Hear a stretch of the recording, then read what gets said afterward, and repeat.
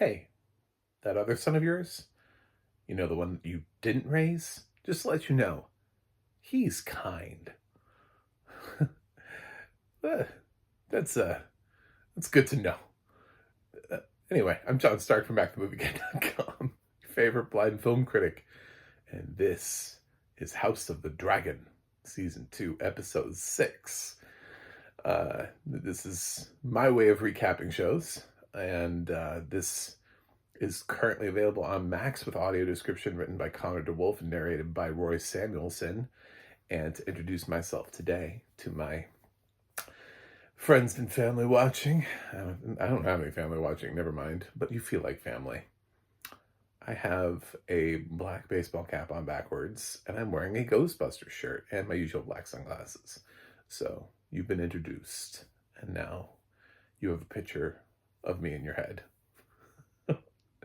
Anyway, House of the Dragon. In this week's episode,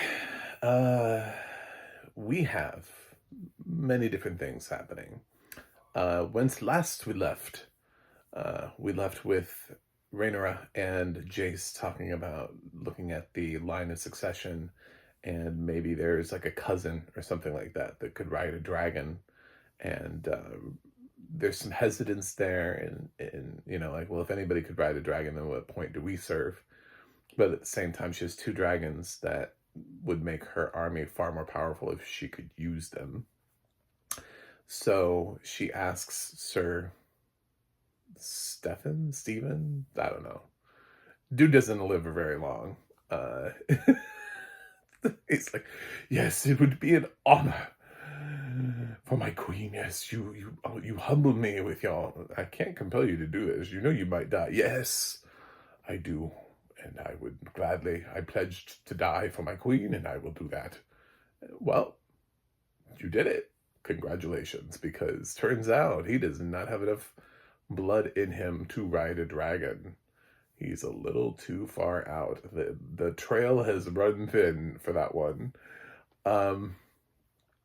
So, yeah, no rider. And we got to see Corlys for like 5 seconds, accepting his position of Hand of the King, just kind of standing there. Later on, after Sir Stephen is turned into Mr. Crispy, Rhaenyra is walking back with one of her, I don't know, counselors, advisors, and he's like talking to her, and she just slaps him. Just, she's like, "I'm sorry, I haven't given you enough reasons to fear me." And just like walks off. She's just tired of it. She's tired of being treated like a woman, and she's over it. So she has Maleficent, or I don't know what her name is. I mean, every time I hear her name, I'm just like, what? Her only, I guess, lady friend is actually doing far more work for her than any of her extra advisors. She was part of she was the person who thought, hey, we could get the people of King's Landing because they're starving. And she came up with a plan and put it into action. And we see these little boats, riding up with food on them. And of course, the peasants of King's Landing who are like begging for food are like, they lose their minds. This is like Black Friday, but for food. It feels like an old school Black Friday, but there's only food, and you're like, oh my god, who's giving away the Xboxes? And you're like, that's a bag of apples. Somebody just got trampled for the bag of apples. But that's the point of where they're at. Hugh, the character, I still don't know why we're following him. He literally steals food from somebody else and like runs away. He's like, he didn't get to the boat quick enough, and he's like, by God, I'm gonna get food. So he just like punches some dude in the face and steals his bag of food and just runs with it. So and then in this madness, the the peasants see Alicent and the queen, Aegon's wife, whatever her name is, I don't know. She's feeding crickets now. I don't like mental stability is not strong in in this world. She's like, the crickets don't want to eat. And I'm just like, okay. We can just we can send this one off. I know she's been through a lot. Her child was decapitated, but maybe we shouldn't be relying on her to, like, I don't know, function as like a human for a while. Just let her do her thing. Maybe check on her from time to time, make sure she's bathing and eating. But like she definitely should not be like walking from location to location. Um yeah, so in that transition scene, Alicent is trying to get them to do it peacefully so that, she understands that these are peasants and they're there. They're, without King's Landing, if King's Landing has no people, you can't be a king of nothing. There have to be people for you to be a king of. You can't just be like, I'm a king of who? Like of what? If King's Landing is empty, what are you the king of? So, um, yeah, but the King's Guard still attacks, and some guy reaches out and gets his arm chopped off, and just makes everything worse. And she's trying to tell them to sheathe their swords, and luckily, our two ladies make it away. But at least one of the King's Guard, is like brutally murdered by the mob, um, and left to die. So that's sort of like one little part of it. Hopping around here, another little part of it is that we've still got there's no news from the guy who was sent to Daemon yet. I guess he's still en route to Daemon, and Daemon is still, he's with, I guess, Alice is the character that is sort of maybe responsible for the visions or not responsible for the visions. There are a lot of theories. He's just sleep deprived. Somebody's, get microdosing him. Magic. The castle being haunted. I've heard all sorts of things. So like so many different reasons why this is what it is. And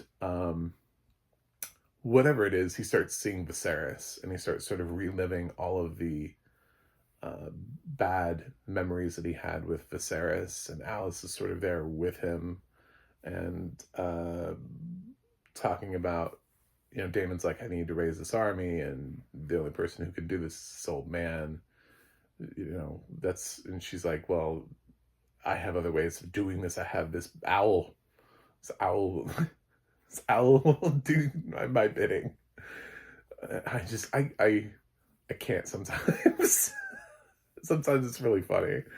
And so she sends the owl off, and I don't know, the old man dies, and now there's like a new person that's the head, that younger version of him. But will they be able to bring together all of the river people? I don't know. Time will tell. Daemon doesn't seem like his head is in the right space to be able to do it either. It's really hard to tell, even like, I don't even fully know if he's in his own, I want this for me, or I want this for Rhaenyra. It's really hard to tell. He stares up at his dragons, whose dragon's probably like, feed me, bitch. He's been camping up on top of his castle for a long time.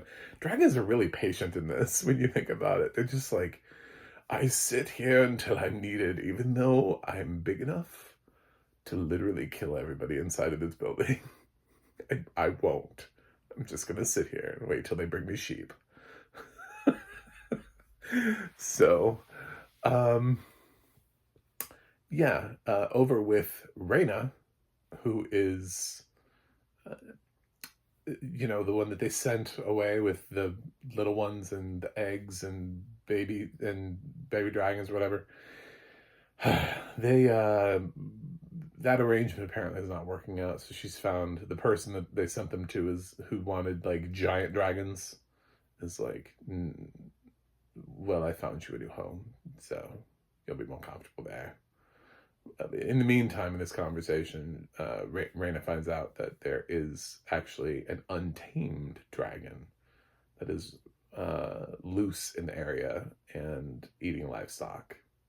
So there is like a grown dragon. It's just nobody's tamed it. Will she try to tame it? And that's a good question. So, Jace doesn't do much in this episode except try to talk to his mom once, and then later on he runs after his mom. He doesn't really do much. We cut back over to I actually don't remember Christian Cole doing that much in this episode either. I think he just kind of stands around. We did have a quick conversation with Gwen and Alicent, which is the conversation I alluded to in the beginning, where she goes to offer him her favor this time, and they talk for a minute, but they're awkward because they were kind of separated by their parents and they don't really know each other that well. But Gwen reminds Alicent that her third son, the one that she didn't raise, is kind. And I think that's my interpretation is, yeah, the one that you didn't raise is not insane. So congratulations on that. You know, because meanwhile we've got Aegon he's still alive. I called him dead like 2 recaps ago. I thought, dude, that dragon was like on top of him. They don't have real doctors. Like, how does he not have enough internal organ damage for him? Shouldn't he be like internally bleeding out by now? Shouldn't there be some sort of like something taking a hold of him? How is he still alive? I don't even understand conceptually how this man is alive. But he's alive, just in a lot of pain, obviously. Obviously. And yeah, Aemon seems concerned and wants Aegon to know he's in power, and goes in and does a little power play with Aegon now that Aegon's conscious. He's not really speaking. He's just kind of just making noises. So Aemon goes in and makes his power move of everything, just so that, you know, Aegon knows his play. It's like, listen, bitch, I could kill you at any time. I almost did. Remember that, you know? And later on, Laertes, that's a Hamlet character, but I'm going to go with that. Laertes goes in there because he didn't have a great time in the council. And he has a pep talk speech with Aegon where he's like, listen, people, you know, listen, man, you are fucked up, and people are going to look at you and underestimate you, and that's going to be your greatest power because you still got a brain and use it, you know? Because basically he was possibly suggesting to be Aemon's hand of the king, and Aemon was like, no. Find me Otto Hightower, which is funny because nobody can find Otto Hightower, which is mentioned like multiple times throughout this episode. We've sent ravens, and none of them have come back. We don't know where he is. Okay, cool. So yeah, Aemon he kicks his mother off of the council. Of course he does. I mean, this is a guy who clearly has mommy issues. I mean, he literally curls himself up in the lap of one of the ladies of the night, which I actually thought was going to be like, I thought she was going to find herself like in the castle because Aemon was going to need her. I'm still waiting for that scene where she's like being hidden away in like Aemon's room, you know, because Aemon needs to like go in there and counsel, which is just like sit in her lap. And so, yeah, I'm surprised we haven't seen that yet with Aemon as the leader. Maybe that's like an episode away. I feel like that has to happen this season. I feel like he can't go, like that's his thing, that's his crutch. And even if it's in secret, even if he keeps her in some sort of like, secret little room, I can't imagine that he doesn't still visit her for his, recharge of motherly love.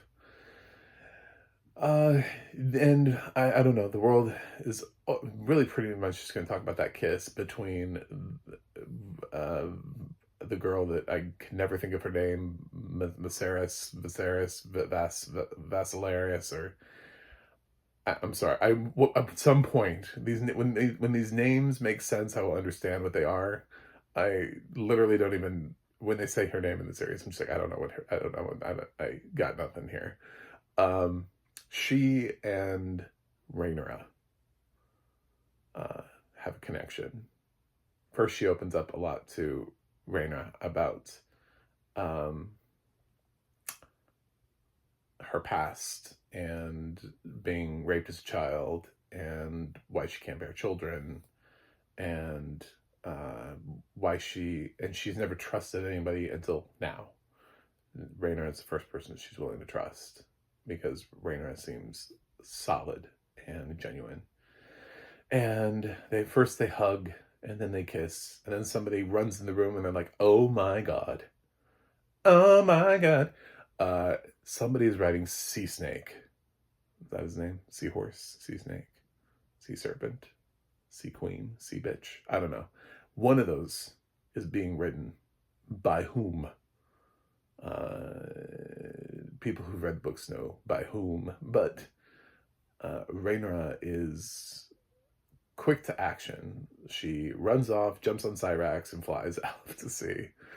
I don't even know how good, like, when you've got some person who's, like, riding a dragon, like, way up high in the air, and, like, hey, you! Who are you? I guess we're getting that conversation next episode. Is that really, like, the best conversation to have the first time around? Especially considering, at this point, she doesn't know who it is. So she doesn't know if it's even somebody who is who shares allegiance to her. This could be somebody who will turn right around and use that dragon back on her. So this could be a friendly confrontation or it could be a dangerous confrontation for her. But she's willing to have it. So anyway, it was a fun episode of House of the Dragon. We didn't really get any major consequential deaths. We got the old guy that we never see. He died. The old guy that every time Damon was like, can I go in there and see him? They're like, no. He's just really bad. He's shitting himself all the time. And you wouldn't want to be there for that, So, that was the RIP guy. There is a really interesting thing that's happening. I did listen to an interview with one of the writers of the show, and they're doing this intentionally. And this is kind of when I like finding out these things. They're doing this intentionally to fuck with the viewers. There's a goat that roams the castle, and there's Alice. And they have intentionally made sure that those two people never... that the goat and Alice are never in the same place at the same time. So, to suggest to people that Alice turns into a goat or can turn into a goat or might be the goat. Even though like immediately they said they're like, it's just a gag. It's not nothing serious. Like we're not really doing that, but we're because I don't think many people listen to like random interviews and podcasts and everything out there for every single show that they watch. But I just thought I would pull that out because I thought that was really funny. And I'm adding that to you. So that's at the end of my episode. So thank you for staying and watching this House of the Dragon recap because I shared that with you as a little gift. So in case you're excited and you were noticing it, because I don't get the goat reference really in the audio description. Like I wouldn't get that level of detail because who's going to pay attention to a goat? He's not relevant to the plot. But for the sighted people who were like, there's a goat there. No Alice. Wait, there's Alice, but no goat. If you feel like you've been losing your mind, the writers are intentionally trying to do that to you. So Um, that's it. Anyway, uh, I, uh, I mostly like this episode. I, I don't really, as far as like huge problems, my problems are just sort of like that's the thing about when you're doing recaps and trying to grade episode by episode. It's like there are things that I want answered and resolved, but I don't know that they won't be answered or resolved in the next episode. So like I want Hugh to be relevant to the story, but he doesn't seem to be. Like we just keep touching base with him and I'm like, why? Why are we touching base with him? Um so it's like there are little things like that throughout the just like I kind of felt like why do we keep touching base with like Adam and is it Aaron? Adam and Aaron? Can't be that easy. But yeah, it's just like they keep popping up in episodes and I'm like, why are you still here? When people have like no plot significance and they're just here to do things, I'm like, why are we following you? You know, I kind of want Damon's dreams to come to an end. Like, I feel like we did it, like done. But I guess we're just gonna keep pushing Damon further into insanity. Um, cool. So, like, I have some things but I don't know that they're not gonna be resolved. So my grade is with optimism. I'm gonna keep giving it an A. I'm gonna give House of the Dragon an A. I think there's some really strong performances here. I think Olivia Cooke has really done an excellent job this season as Alicent. So as a standout, I think she's had a lot of great moments where just as a female and as a mother, she's been able to look at and sort of have this question of what have I done? What have I become a part of? What have I supported? What have I enabled? I think she's having a lot of those moments this season. Um, so, and of course, Emma Darcy is great, and they have um, really grown their character as much as possible. But I do feel like Olivia Cooke is kind of stealing this season across the spectrum of episodes. Really, um, I don't want to just hand Matt Smith an Emmy just because they're playing around with his sanity and making him slowly lose his mind. It's just that's easy, but the nuance that Olivia Cooke has to bring to her role, I think, is really interesting. So anyway, thanks for watching, thanks for subscribing, and I'll be back next week with another recap. Until then, see you guys on the other side.